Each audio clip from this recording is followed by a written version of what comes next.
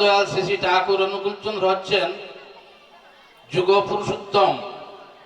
এই যুগের যা যা প্রয়োজন ঠাকুর এমন কোনো কথা বাকি রাখেননি। প্রতিটা বিষয়ের উপর ঠাকুর কথা বলে গেছেন। ধর্ম এক এবং অদ্বিতীয়, ধর্ম এক, ঈশ্বর এক। তাই ঠাকুর বললেন যত মানুষ তত মত হতে পারে, তাই বলে ধর্ম ভিন্ন হতে পারে না। ধর্ম এক এবং অদ্বিতীয়। ভক্তিমতী মায়েরা দয়া করে কথা বলবেন না। আমি দেখছি আপনারা কথা বলছেন। ঠাকুর বলেছেন জাগো লক্ষ্মী মায়ের দল, তোমরা যদি না জাগো মা দেশের অমঙ্গল। এই বিশ্বটাকে রক্ষা করতে হলে মায়েদের যে ঘৃণা করতে হবে। এই পৃথিবীতে দেবসন্তান আনতে হলে কি করতে হবে? স্বামীকে দেবতা ভাবতে হবে, নারায়ণ ভাবতে হবে, মহাদেব ভাবতে হবে, তাহলে দেবসন্তান আসবে। মুখে বললে হবে না। ভজন আর শ্রবণ একসাথে হয় না। কীর্তনে গেলাম, কীর্তন শুনলাম আর কিছু খেয়ে আসলাম, হবে না। যা শুনবেন মনোযোগ সহকারে শোনার চেষ্টা করবেন। এমনও হয়তো আমার কথায় কিছু হবে না। এখানে যিনি এসেছেন সুদূর চট্টগ্রাম থেকে, তিনি আলোচনা করবেন। উনার কথা আমরা সবাই শুনবো, জীবনের কাজে লাগবে। হয়তো একজনের শুনতে খুব ভালো লাগছে, পাশে একজন কথা বলছে, তার জন্য ওই কথাটা শোনা হলো না। অপরাধ শুধু বললেই হয় না, কথাতে অপরাধ আছে। সেবা অপরাধ, মহা অপরাধ। আমরা অনেক কিছু জানি। তাই দয়াল বললেন জানলি কত করলি না, আর ঠকলি কত বুঝলি না। আজকে পৃথিবী কেন এত শান্ত? ঠাকুর বলেই গেছেন বুদ্ধ ঈশায় বিভেদ করিস, শ্রী চৈতন্য রসুল কৃষ্ণে জীবুদ্ধারে আবির্ভূত হন, একই ওরা তাও জানিস নে। রসুল পূজা করলে তোদের জাত যাবে, তা বলছে কে? রসুল তোদের সেই অবতার, তাও তোরা ভুললি যে। যখন যিনি এসেছিলেন তার কাছে মানুষ এমনি যায়নি। তার সেই ভালোবাসা প্রেম ছিল বিদায় আজকে তার কাছে মানুষ গিয়েছিল।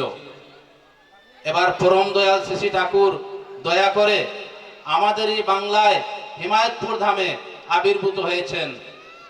আর তিনি আবির্ভূত হয়েছেন বিদায় আজকে বাংলাদেশ বেঁচে আছে, টিকে আছে তার দয়ায়। সেটা আমরা প্রতিটা মুহূর্ত অনুভব করতে পারি। আমরা যারা সংখ্যালঘু, আমরা ভাবি ওই জায়গা থেকে আরেক জায়গায় গেলে শান্তি। কোথাও শান্তি নেই। শান্তি নিজের মধ্যে সৃষ্টি করতে হবে। শ্রদ্ধেয় রেবতী মোহন বিশ্বাস দা পরম দয়াল শ্রী শ্রী ঠাকুরকে প্রশ্ন করেছিলেন, ঠাকুর কোথায় গেলে সবচেয়ে ভালো থাকা যায়, কোন দেশে গেলে ভালো থাকা যায়? ঠাকুর বলছিলেন পরম পিতাকে নিয়ে তুমি যেখানে যাবে সেখানেই ভালো থাকবে। তাহলে আমাকে ভালো হতে হবে। আমি যদি নিজে ভালো না হই আরেকজনকে ভালোবাসতে পারবো না। তাই পরম দয়াল শ্রী শ্রী ঠাকুর হচ্ছেন ভালোবাসার কাঙ্গাল, প্রেমের কাঙ্গাল। তাই তিনি পরম প্রেমময়। তাই তিনি দয়া করে এই ধরাধামে এসে আমাদের রক্ষা করার জন্য কত সুন্দর বিধান দিয়েছেন। দুবেলা প্রার্থনা, ইষ্টবৃতি, নাম ধ্যান। আর কি করতে হবে? প্রার্থনা করে ওই আমার লিভারটা, শরীরটা সুস্থ রাখার জন্য থানকুনি পাতা খাওয়ার কথা বলেছেন। যার নাম ঠাকুর দিয়েছেন শতায়ু, 100টা রোগের কাজ করে, আমরা খাই।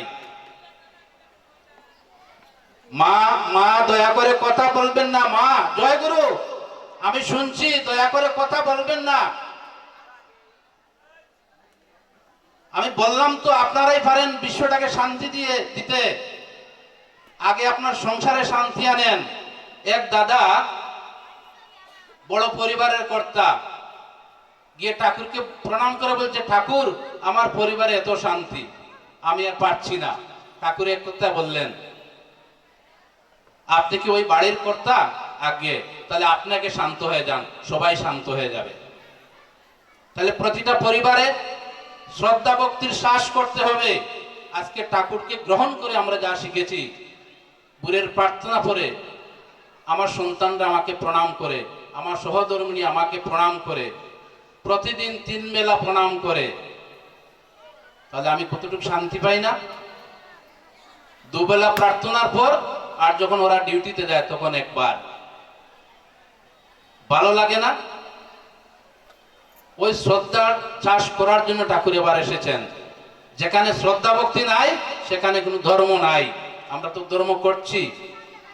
ধর্ম মানে কি? ধারণ করা। আমার চরিত্রে চরিত্রায়িত করতে হবে। আমি করি না, আমার ছেলে করবে? কখনো করবে না। আমার পাশের প্লেটে ওরা স্বামী স্ত্রী, শিক্ষক শিক্ষিকা, ওনার ছোট্ট ছেলে, তাকে বললাম, সে আমাকে কাকু ডাকে। কাকু আজকে কি দিয়ে খেয়েছো? বলতে পারি না। কেন? যে আমি মোবাইল দেখেছি, মা খাইয়েছে। তাহলে তুমি বলবে কিভাবে? এবং একজন বিশেষজ্ঞ ডাক্তার বলছেন 18 বছর বয়সের আগে মোবাইল দিতে নেই। আমরা কি তা করছি? আজকে ঘরে বসে দিয়ে আমি মোবাইল দেখি, আমার ছেলে দেখবে না, মেয়ে দেখবে না? অবশ্যই দেখবে। তাহলে শিখলো কোথা থেকে? আমার থেকে। এর জন্য দায়ী কেউ না, আমরা নিজে দায়ী। আমার সন্তানকে আমি শিখাচ্ছি না শ্রদ্ধা ভক্তি, মানুষের সাথে কিভাবে কথা বলতে হয়। দোষারোপ করবো কাকে? আমার ঘরই তো ঠিক না। তাই ঠাকুর বললেন, উষায় নেশায় মন্ত্র সাধন, চলাফেরা জপ, যথা সময় ইষ্ট নির্দেশ মূর্ত করাইত। আমরা অনেকে ঠাকুরের নাম নিয়েছি, কিন্তু সময় মতো করি না। আবার বলি, আমি ওনার অনেক পুরানা সৎসঙ্গী, আমার কিছু হয় নাই, আমি করি না, হবে কিভাবে? ঠাকুর যখন যা বলেছেন তা যদি আমি করি, আমার হবেই হবে। তাই ঠাকুর বললেন, করাই পাওয়ার জননী, না করে যে পেতে চায় দুঃখ তার পিছে দেয়, করো ও পাও। একটা ছেলে যদি ভালো লেখাপড়া করে সে পাশ করবেই, আর যদি নিয়মিত লেখাপড়া করে না, সে পাশ করা সম্ভব না। তাই ঠাকুর আমাদের যা বলেছেন তা আমাদের পালনীয়। আমরা যদি পালন করি, আমি নিজে সঠিক হব, আরেকজনকে সঠিক করতে পারবো। তাই দয়া করে আমি আবারও বলছি, আজকে আজমিরগঞ্জ পরম দয়াল শ্রী ঠাকুরের উৎসব এত সুন্দর হয়েছে, এত উপস্থিতি। আপনারা সবাই ভক্ত, ভক্ত ছাড়া ভগবানের কথা কেউ শুনে না। তাই পদকর্তা বলেছে, ভক্ত আমার মাতা পিতা, ভক্ত আমার গুরু, ভক্ত দিয়েছে নাম বাঞ্ছা কল্পতরু। তাই ভগবানকে পেতে হলে একমাত্র ভক্তি দিয়ে পাওয়া যায়, আর কিছু দিয়ে নয়। তাই সময়ের কাজ সময় করতে হবে। তাই আমার ঠাকুর এত বাণী দিয়েছেন, সীতার মতো সতীর মতো বউটি যদি চাই, রামের মতো শিবের মতো হো না কেন ভাই। তাহলে একটা পুরুষ যদি রামের মতো হয়, মহাদেবের মতো হয়, তার তো স্ত্রী তো সীতা সাথী হবেই। শ্রদ্ধা ইষ্টপ্রাণ মায়েরা, আপনাদের নিজেই বিবেচনা করবেন। আপনার স্বামীকে যদি আপনি নারায়ণ ভাবেন, আপনি লক্ষ্মী। যদি মহাদেব ভাবেন, আপনি দুর্গা। তো ওই ভাবটা এমনিতে আসবে না। শ্রদ্ধা ভক্তি দিয়ে, ভালোবাসা দিয়ে, প্রেম দিয়ে আনতে হবে, মুখে বললে হবে না। তাই ঠাকুর বললেন, মুখে জানে ব্যবহারে নাই, সেই শিক্ষার মুখে সাই। তাই আমি মুখে মুখে বললাম, কিছু করলাম না, কিছুই হবে না। ঠাকুর এত কিছু বলেছেন, শুদ্ধ নয় মন্ত্রদান, মরে মারে যজবান। যিনি মন্ত্রদাতা তিনি শুদ্ধ হতে হবে, অশুদ্ধ মন্ত্র দিয়ে কাউকে রক্ষা করা যাবে না। তাই ঠাকুর দয়া করে আমাদের বাঁচার রাস্তা করে দিয়েছেন। আমরা সবাই বাঁচতে চাই, বাড়তে চাই। সম্প্রদায় বলতে কিছু না। আমি এখনো বিশ্বাস করি এই বাংলায় 70% মানুষ ভালো, তাই বাংলাদেশটা টিকে আছে। একটা ঘরে যদি 5টা সন্তান থাকে, একটা যদি দুষ্ট হয় সবাই বলবে ওই পরিবারটাই ভালো না। একটা গ্রামে যদি পুরাটা গ্রাম ভালো হয় আর 2-3টা পরিবার খারাপ হয়, বলবো ওই গ্রামটাই ভালো না। তাহলে খারাপের সংখ্যা এখনো কম, ভালোর সংখ্যা বেশি। তাই আমরা যেন তার মতো হয়ে চলতে পারি, তিনি যা বলেছেন তা যেন আমরা করতে পারি। আমি আর সময় নষ্ট করছি না।